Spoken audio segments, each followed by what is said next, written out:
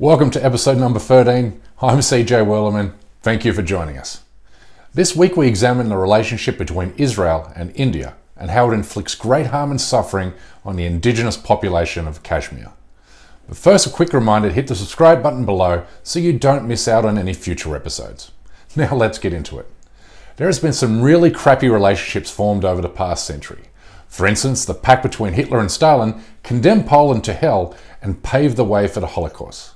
The alliance between Enver Pasha and the German Kaiser led to the collapse of the Ottoman Empire and handed the Middle East to Britain and France.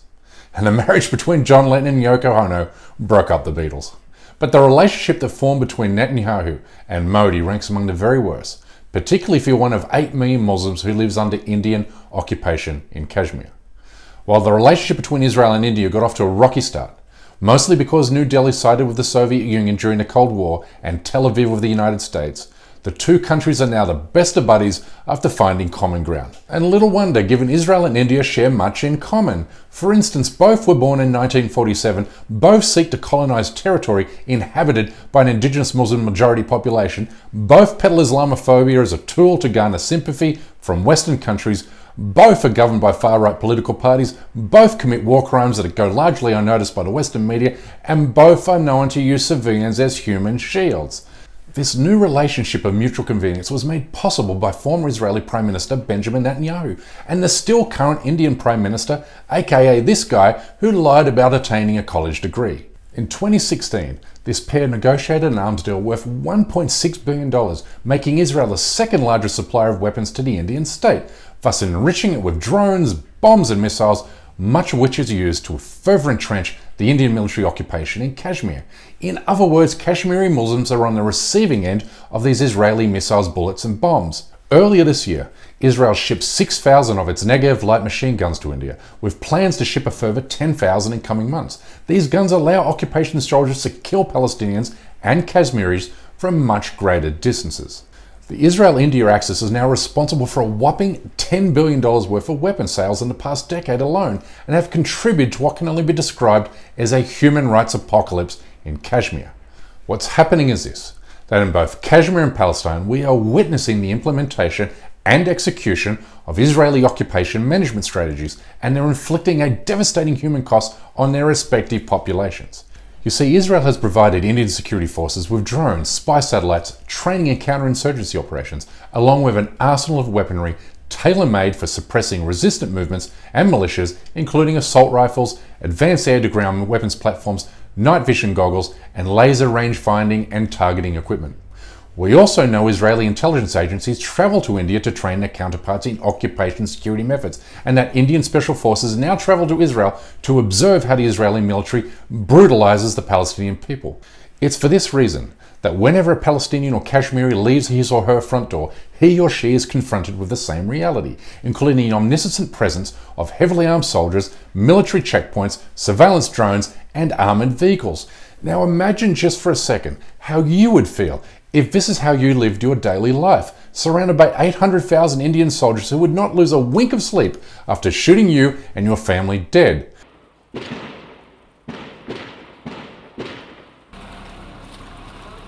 Look, I'm not being hyperbolic, and I'm not speaking whimsically here. It's just an irrefutable fact that Indian soldiers have killed more than 100,000 Kashmiri Muslims since 1989, many of whom, especially in more recent times, were killed with Israeli-made weapons. Now listen to what a retired Indian Army general told an Israeli newspaper.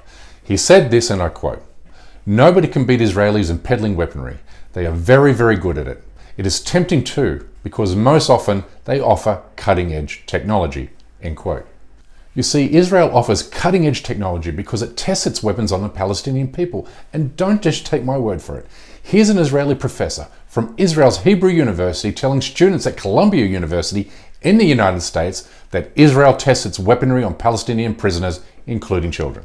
She said this, and I quote, "Israel's practices of surveying, imprisoning, torturing, and killing can be used as a laboratory for states, arms companies, and security agencies to market their technologies as combat proven."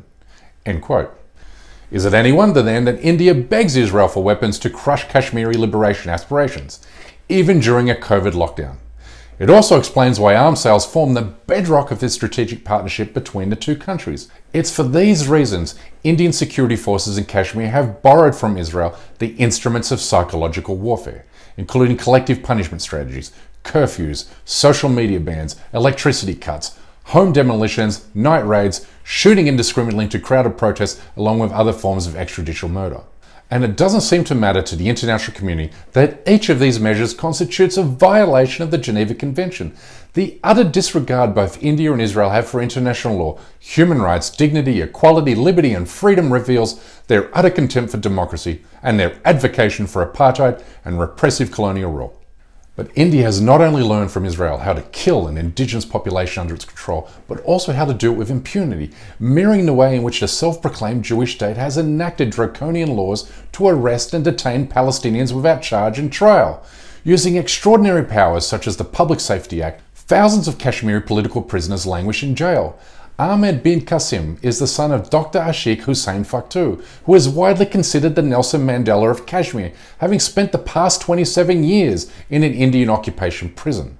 When I spoke to his son a few months ago, he said this to me, and I quote, "The Indian state deems Kashmiris living outside prisons as killable and dispensable, so you can only imagine the treatment of Kashmiris inside these prisons," end quote.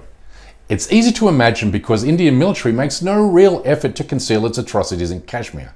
For instance, a few years ago, a video showed a young Kashmiri man being used as a human shield tied to the hood of an Indian military jeep. The video went viral around the world, with nearly all of the major international news organizations reporting the incident. But did India deny it? Did it come up with some bogus explanation for it? I mean, if this was a Palestinian tied to the hood of an Israeli military jeep, the Israeli government would claim the Palestinian was attempting to steal the vehicle with his hands tied to the hood while using special Jedi mind powers. But not only did the Indian government feel zero compulsion to attempt a cover-up of its crime, it also rewarded the officer responsible with a prestigious award, which demonstrates the utter shamelessness of the Indian occupation in Kashmir. And now, India is imposing a settler colonial project in Kashmir to mirror Israel's criminal occupation of Palestinian lands. It's doing this and passing new domicile laws to make Kashmir's indigenous Muslims a minority on their own land. Indian government officials even boast of doing exactly this in admitting they are passing the same racist and unjust laws that Israel has been implementing in Palestine for decades. The goal here, of course, is demographic change. In other words, changing realities on the ground in a way that makes Kashmir take on the appearance of Hindu-majority India, with the aim being to cut off any future avenue for self-determination in the Muslim-majority territory, which means more Hindu Indian settlers, more radicalized Indian soldiers, and more Israeli guns, tanks, drones, missiles, and bombs, and more misery and suffering for the Kashmiri people. It's for these reasons global solidarity movements for justice, such as Black Lives Matter and BDS, must include demands for liberation in Kashmir. Well, that's all we have time for this week. Thank you for tuning in. Please like and subscribe to this channel and help spread the word with your family and friends on Facebook, Twitter, and Instagram. And please consider supporting this endeavor by becoming a member of this show at patreon.com/CJWellerman. But for now, good night, good morning, or good day, wherever you are, and stay blessed.